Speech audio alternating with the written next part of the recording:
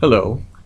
Today is actually Friday in the morning. It's Thursday's reading I'd like to talk about, though, October that would make it the 18th. The reading is John 4, and the key part of the chapter is the story of Jesus with the Samaritan woman. Now, I want to address some assumptions that we make and how we got there, and indicate that it affects how we represent Jesus and his love and mercy to the world. In the story, the verses I've picked are where Jesus talks to the woman, and he just said, go get your husband. And the woman replies, verse 17, I don't have a husband. That's right, Jesus replied, you're telling the truth. You don't have a husband. You have already been married 5 times, and the man you are now living with isn't your husband. Now, I may well be guilty of this as in addition to what I'm going to complain about. But many preachers and Bible teachers have taken those verses and immediately castigated criticism and judgment upon the woman's moral character. How could she be divorced so many times? She didn't have the right to divorce, so she must have slept around and been kicked out of marriage after marriage after marriage. Now, look at her. She's with a man who's not even her husband. Her moral character and her life are just immediately classified as very degraded.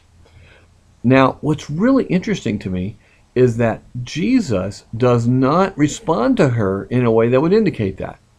Indeed, there are other reasons why she may have been married 5 times and now living with a man who was not her husband. Death was very common. She could have lost, the poor lady could have been suffering the loss through death of several husbands.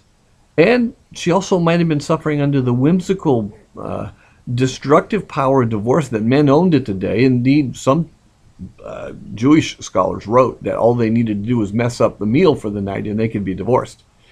And then the question is, who would take her in and how would she have a livelihood? And was this a sleeping arrangement she was in, or was it some cousin that she lived with? Or, what was the situation?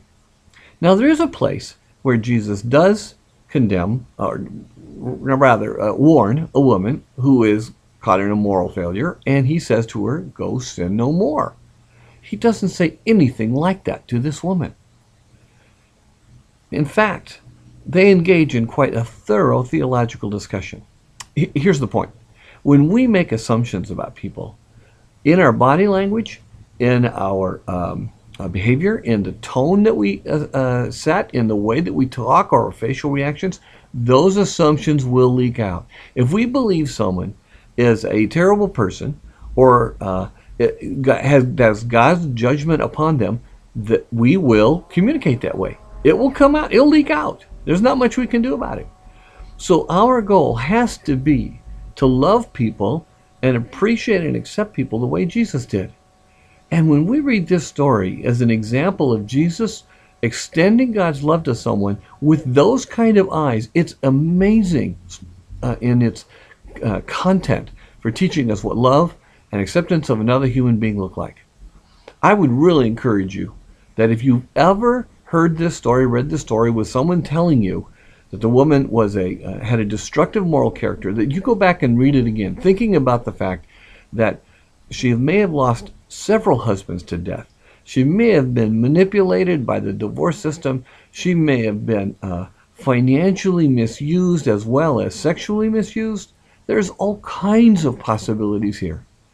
And if you would, read them with the grace of Jesus and see what you think, how he reacted to her. And maybe we can all learn a lesson how to represent God's love just a little bit better. Have a great weekend.